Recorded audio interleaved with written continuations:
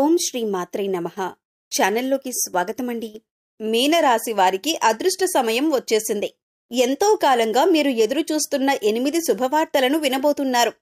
April 6వ తేదీ శ్రీరామనవమి తరువాత ఈ శుభవార్తలు మీ జీవితంలో ఆనందాన్ని తీసుకువస్తాయి. మరి ఏప్రిల్ 6వ తేదీ శ్రీరామనవమి తరువాత ఈ రాశివారు వినబోతున్న ఆ శుభవార్తలేంటి? ఈ శుభవార్తలు వినటానికి ముందు మీరు ఎటువంటి ప్రవర్తన కలిగి ఉండాలి? ఎవరితో మీరు జాగ్రత్తగా ఉండాలి? అలాగే ఏ దేవతారాధన చెయ్యాలి అనే అంశాలతో పాటుగా ఈ రాశి వారి గురించి కొన్ని ఆసక్తికరమైన విషయాలను ఈ వీడియోలో మనం వివరంగా తెలుసుకుందాం. కానీ అంతకంటే ముందుగా మీరు కనుక మన ఛానల్ని ఇప్పటివరకు సబ్స్క్రైబ్ చేసుకోకపోతే సబ్స్క్రైబ్ చేసుకొని పక్కనే ఉన్న బెల్ ఐకాన్ నొక్కి ఆల్ సెలెక్ట్ చేసుకుంటే మేమిలాంటి వీడియోస్ అప్లోడ్ చేయగానే ముందుగా మీకు నోటిఫికేషన్ వస్తుంది. అలాగే వీడియోని ఎక్కడా కూడా స్కిప్ చేయకుండా చివరి వరకు చూస్తేనే మేమేం చెబుతున్నామో మీకు పూర్తిగా అర్థమవుతుంది. ఇక వివరాల్లోకి వెళ్ళిపోతే మిగిలిన రాశులన్నింటికంటే కూడా ఈ రాశి వారిని చాలా ప్రత్యేకమైన వారుగా జ్యోతిష్య శాస్త్రంలో చెప్పబడి ఉంది.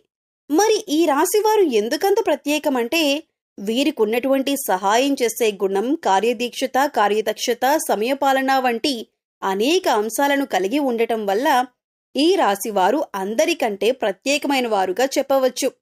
అయితే ఈ రాశివారు ఈ సమయంలో జాగ్రత్తగా ఉండాలి. ఈ సమయంలో మీరు చేయవలసిన పనేంటంటే ముఖ్యంగా మీరు ఎటువంటి పరిస్థితుల్లోనైనా మౌనంగా ఉండటానికి ప్రయత్నించండి. ఇలా కనుక మీరు కొద్దిగా ఓర్పు పట్టి మౌనంగా ఉన్నట్లయితే ఇప్పటిదాకా మీరెవ్వరూ వినని 8 శుభవార్తలు మీరు వింటారని చెప్పటంలో ఎటువంటి సందేహం లేదు. అయితే మీ ముందు నవ్వుతూ మాట్లాడే కొందరు వ్యక్తులు వెనక నుండి మీ నాశనాన్ని కోరుకుంటున్నారు. వారెవరు అనే విషయం ఈ వీడియో చివరి వరకు చూస్తే మీకు అర్థమవుతుంది. ముఖ్యంగా 3 వ్యక్తులు మీ జీవితంలో మీరు పైకి ఎదగకూడదని మీ నాశనాన్ని కోరుకుంటూ ఉన్నారు. ఆ 3 వ్యక్తుల్లో 2 స్త్రీలు, 1 పురుషుడు మీ శత్రువులతో చేరి మీ శత్రువులకి అనుకూలంగా ప్రవర్తిస్తూ మీ నాశనాన్ని కోరుకుంటున్నారు. ఈ సమయంలో మీరు అనుకున్న పనులు అనుకున్నట్లు జరగాలి, ధనలాభం కలగాలి, అందరికంటే ముందుండాలి అనుకున్నట్లయితే కనుక మీరేం చేయబోతున్నారు అనే విషయాలను ఇతరులకు అస్సలు చెప్పకండి. మౌనం వహించండి. ఎందుకంటే మీరు జీవితంలో ఎదగటం ఇష్టం లేనివారు ఖచ్చితంగా మీ మాటలు వింటే మీ నాశనాన్ని కోరుకుంటారు. అంతేకాదు ఈ సమయంలో మీరు ఈ కొన్ని జాగ్రత్తలు పాటించినట్లయితే ఖచ్చితంగా మీరు శుభవార్తలు వింటారు. కుటుంబంతో సంతోషంగా ఉంటారు. ఏ ఒక్క దేవుణ్ణి ప్రార్థిస్తే 2 దేవుళ్ళ అనుగ్రహం కలుగుతుందో మీకు తెలుసా? అదేనండి, రాముణ్ణి ప్రార్థిస్తే హనుమంతుల వారి అనుగ్రహం కూడా మీకు కలుగుతుంది. ఇక వీరిద్దరి అనుగ్రహం ఉంటే ఈ రాశివారి జీవితం 3 పువ్వులు 6 కాయలుగా మారిపోతుంది. మరి ఆంజనేయ స్వామి వారికి ఇష్టమైన మంగళవారం రోజు మాంసాహారం తినకుండా రాముల వారిని అలాగే హనుమంతుల వారిని ప్రార్థించినట్లయితే మీ మనసులో ఉన్న కోరిక త్వరగా నెరవేరుతుంది.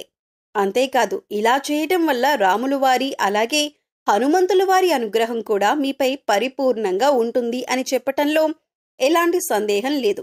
ఇక అనేక రకాలుగా శని దోషాలతో బాధపడేవారు, అంటే ఏలినాటి శని, అర్ధమ శని, అర్ధాష్టమ శని, ఇలా అనేక రకాలుగా శనితో కలిగే ఎటువంటి దోషాల నుంచి బయటపడాలి అన్నా మంగళవారం నాడు ఆంజనేయ స్వామి వారిని విశేషంగా పూజించాలి. మరి ఇటువంటి పూజ చేసేటప్పుడు మాంసాహారం తినకుండా చేస్తే విశేషమైన ఫలితాన్ని పొందుతారని పండితులు చెబుతున్నారు.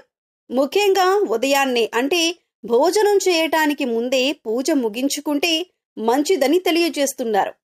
ఈ వీడియోని మీరు చివరి వరకు చూస్తేనే మీరు చేయకూడని తప్పులతో పాటుగా ఏ వ్యక్తులతో మీరు దూరంగా ఉండాలి అనే అంశాలు మీకు వివరంగా తెలుస్తాయి. అలాగే వీడియో నచ్చితే లైక్ చేసి మన ఛానల్ని సబ్స్క్రైబ్ చేసుకోవడం మర్చిపోకండి. ఇక రెండవ తప్పు మీరు చేయకూడనిది ఏంటి అంటే మీరు కోపాన్ని అదుపులో ఉంచుకోవాలి. అలాగే కోపంలో ఉన్నప్పుడు ఎదుటివారిని ఎంత మాట పడితే అంత మాట అనకూడదు. అలాగే ఎదుటివారిని దూషించకూడదు. ముఖ్యంగా మీ దగ్గర లేని వ్యక్తి గురించి ఎదుటివారితో నెగిటివ్గా చెప్పకూడదు. అలాగే వాడకూడని పదాలు వాడుతూ ఎదుటివారిని దూషించటం కూడా మానుకోవాలి. ఎప్పుడైతే మీరు వాడకూడని పదాలు వాడతారో అది ఇంట్లో కానీ, మీరు పనిచేసే సంస్థల్లో కానీ, ఇరుగు పొరుగు వారితో కానీ ఎక్కడైనా సరే ఇటువంటి పదాలు వాడినప్పుడు లక్ష్మీదేవికి ఆగ్రహం కలుగుతుంది. మిమ్మల్ని వదిలి వెళ్ళిపోతుంది. అప్పుడు మీరు పేదరికం అనుభవించవలసి వస్తుంది. ప్రత్యేకించి ఈ సమయంలో మౌనంగా ఉండాలి. ఈ జాగ్రత్తలు తీసుకుంటే కనుక ఈ రాశివారు ఈ సమయంలో శుభవార్తలను ఖచ్చితంగా వింటారు. మీరనుకున్న పనుల్లో విజయాన్ని కూడా సాధిస్తారు. మిమ్మల్ని ఎవరైనా రెచ్చగొట్టినా సరే, అనకూడని మాటలు అని మిమ్మల్ని ఆవేశపరిచినా కూడా మీరు ఈ సమయంలో మౌనంగా ఉండటం వల్ల అనేక ప్రయోజనాలను పొందుతారు అనటంలో ఎలాంటి సందేహం లేదు. కొద్దిగా ఓర్పు వహించినట్లయితే కనుక జీవితంలో మీరు శుభవార్తలను వింటారు. అంతేకాదు, మీరు జాగ్రత్తగా ఉండవలసిన ఇంకొక అంశం ఏమిటంటే, అందరినీ నమ్మి మీరు డబ్బుగా అప్పిచ్చినట్లయితే కనుక మీకు డబ్బు తిరిగి వచ్చే అవకాశాలు చాలా తక్కువగా ఉంటాయి. ఈ విషయాన్ని మీరు గమనించాలి. ఎందుకంటే ఎవరిని పడితే వారిని నమ్మి డబ్బిచ్చినట్లయితే మీ అవసరాలకు డబ్బు లేక మీరు చివరికి ఇబ్బంది పడవలసి వస్తుంది. మనకి ఉన్నంతలో దానం చేయటం, హెల్ప్ చేయటం తప్పు కాదు.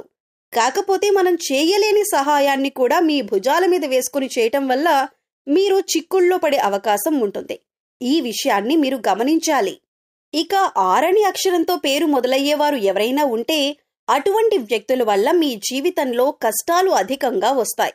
కాబట్టి అటువంటి వ్యక్తులు ఎవరో మీరు పరిశీలించి అభ్యర్థులకు మీరు దూరంగా ఉండటం మంచిది అని సూచించటమైంది. అలాగే కష్టాల్లో ఉన్నవారికి మీకు వీలైనంతగా సహాయం చేయటం వల్ల మీరు అదృష్టాన్ని పొందవచ్చు. అంతేకాదు, ఈ రాశివారు ఎవరినైనా సరే మంచి పొజిషన్కి తీసుకువెళ్ళాలి అనుకుంటే అలా చేసే శక్తి ఈ రాశివారికి ఉంటుంది. వీరికున్న పలుకుబడిని ఉపయోగించి వీరికి కావలసిన వాళ్ళని అందలమెక్కించగలుగుతారు. వీరు ఎవరినీ కూడా గుడ్డిగా నమ్మకూడదు. మీకు ఏదైనా కష్టం వచ్చినా ఎదుటివారితో చెప్పటం కంటే కూడా ఆ దేవుడి వద్ద చెప్పుకోవటం అనేది చాలా మంచిది.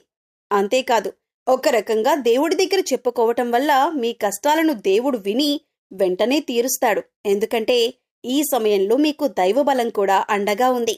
ఇక మీలో ఉండే నెగటివ్ ఆలోచన కారణంగా, అంటే నేను చేసే పనిలో విజయం సాధిస్తానా లేదా, నేను పనిని కరెక్ట్గా చేస్తున్నానా లేదా అనే ఆలోచనతో ఉండటం వల్ల మీరు చేసే పనిలో పొరపాటు జరిగే అవకాశం ఉంటుంది. అందువల్ల ఎటువంటి నెగటివ్ ఆలోచన లేకుండా దేవుణ్ణి నమ్మి దైవం మీద భారం వేసి మీరు పనిచేసినట్లయితే ఖచ్చితంగా మీరు విజయం సాధిస్తారు. అలాగే పని ప్రారంభించే ముందు దేవుణ్ణి తలుచుకోవటం మాత్రం మర్చిపోకండి. పి ఇంకా ఎస్ అనే అక్షరాలతో పేరు మొదలయ్యే స్త్రీలతో మీరు చాలా జాగ్రత్తగా ఉండాలి. వారిని నమ్మి అన్ని విషయాలను వారితో చర్చించకూడదు. అంతేకాదు, వారికి ఎంత దూరంగా ఉంటారో మీకు అంత మేలు జరుగుతుంది. అలాగే 6 అనే అక్షరంతో పేరు మొదలయ్యే మగవారితో కూడా ఈ రాశివారు దూరంగా ఉండాలి. ఎందుకంటే ఈ ఇద్దరు స్త్రీలు ఇంకా పురుషుడు మీ నాశనాన్ని కోరుకునే వారిలో ఉండే అవకాశం ఉంది.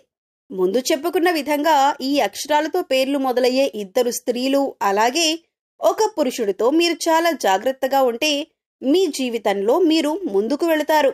అలాగే మరిన్ని యోగవంతమైన ఫలితాలను పొందటానికి ఈ సమయంలో మీరు చేసుకోవలసిన దేవతారాధన చూసుకున్నట్లయితే గురువారం నాడు దత్తాత్రేయ దక్షిణామూర్తి వంటి గురు స్వరూపాల ఆలయాన్ని దర్శనం చేసుకోండి. మాస శివరాత్రి రోజున శివుడికి అభిషేకం చేయించుకోండి. అలాగే సోమవారం నాడు శివుడికి విశేషంగా పూజ చేసుకున్నట్లయితే జీవితంలో ఉన్నతిని పొందుతారు. సో చూశారు కదండి, మీనరాశివారు ఈ సమయంలో ఏ విషయాల్లో జాగ్రత్తలు తీసుకోవాలి, అలాగే ఏప్రిల్ 6 శ్రీరామనవమి తర్వాత మీరు ఎటువంటి శుభవార్తలు వినబోతున్నారు, అలాగే ఈ సమయంలో మీరు ఏ వ్యక్తులతో జాగ్రత్తగా ఉండాలి అనే అంశాలతో పాటుగా ఈ సమయంలో మీరు చేసుకోవలసిన దేవతారాధన గురించి ఈ వీడియోలో మనం వివరంగా తెలుసుకున్నాం కదా. ఈ వీడియో మీకు నచ్చినట్లయితే లైక్ చేయండి.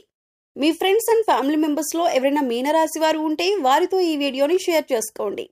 అలాగే ఇప్పటి వరకు మన ఛానల్ని కనుక సబ్స్క్రైబ్ చేసుకోకపోతే సబ్స్క్రైబ్ చేసుకొని పక్కనే ఉన్న బెల్ ఐకాన్ నొక్కి ఆల్ సెలెక్ట్ చేసుకుంటే మేము ఇలాంటి వీడియోస్ అప్లోడ్ చేయగానే ముందుగా మీకు నోటిఫికేషన్ వస్తుంది. మరో చక్కటి వీడియోతో మళ్ళీ కలుద్దామండి. ఓం శ్రీ మాత్రే నమః.